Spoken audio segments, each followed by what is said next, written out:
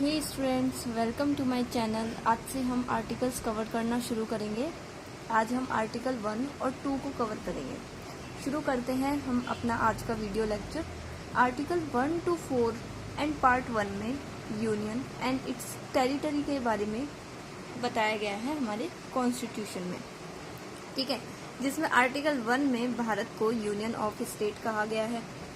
Okay, जब constitution assembly में बात हो रही थी भारत को यूनियन ऑफ स्टेट बोलने के लिए, कॉन्स्टिट्यूशन में ऐड करने के लिए, तो वहाँ के जो मेंबर्स थे तो उनके दिमाग में एक कन्फ्यूजन था कि यूनियन रखें नाम के फेडरेशन, और फेडरेशन रखा ही क्यों नहीं गया, यूनियन ऑफ स्टेट क्यों बोला गया है।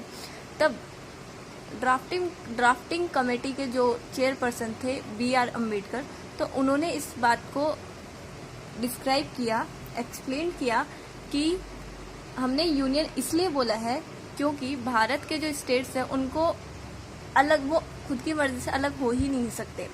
इंडिया के स्टेट अलग नहीं हो सकते, वो यूनियन में ही रहेंगे।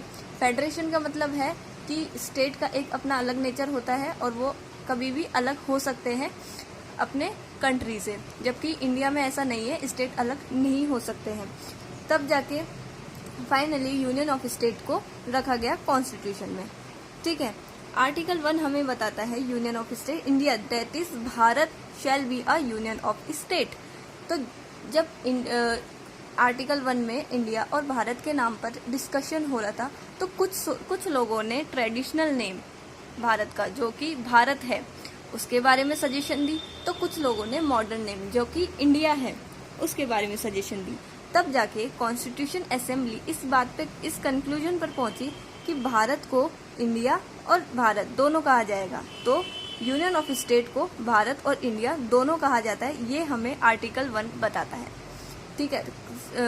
आपने देखा होगा अभी कुछ टाइम पहले भी इस बात पे डिस्कशन था, इस बात का मुद्दा उठा था कि भारत इंडिया है कि भारत है, लेकिन हमारा आर्टिकल 1 कॉन्स्टिट्यूशन का हमें ये बताता है कि इंडिया और भारत सेम चीज़ है। यूनियन ऑफ स्टेट, इंडिया और भारत सेम है, इंडिया भारत का मीनिंग सेम है।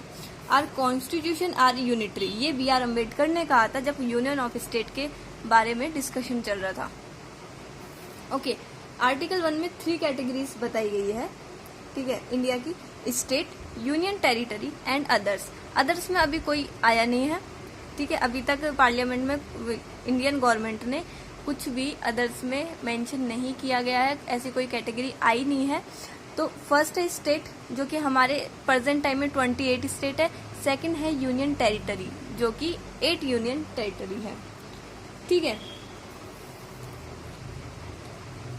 अब इतना ही दिया गया है आर्टिकल 1 में। अब स्टेट के कौन से नाम है, इस एरिया कितना है उस स्टेट का, यूनियन टेरिटरी के एरिया कितने हैं, कौन कौन से नाम है, ये दिया गया है शेड्यूल 1 में। शेड्यूल्स है, उसमें वही चीज़ें दी गई हैं हमारे कॉन्स्टिट्यूशन में जो कि आर्टिकल्स में दी हुई नहीं है।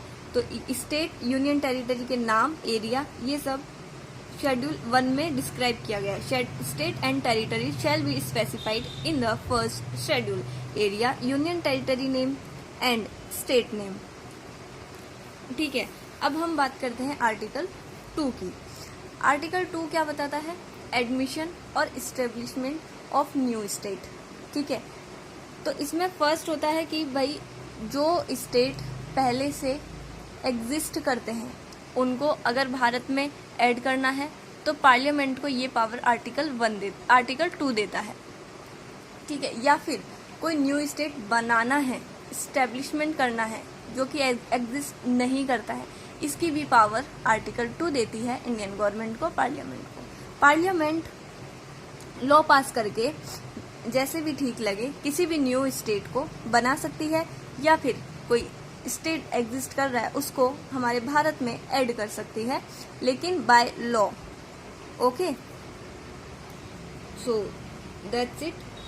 आज के लेक्चर में इतना ही था। तो फाइनली आई होप कि आप लोगों को समझ में आया होगा। फर्स्ट में हमारे भारत का नाम और भारत को यूनियन ऑफ स्टेट कहा गया है, जिसकी 3 कैटेगरीज बताई गई है: स्टेट, यूटी, अदर्स। सेकंड में कोई नया स्टेट या फिर जो एग्जिस्ट कर रहा है स्टेट, उसको बनाने की बात की गई है। Thank you. अगर वीडियो पसंद आए तो लाइक शेयर सब्सक्राइब करना।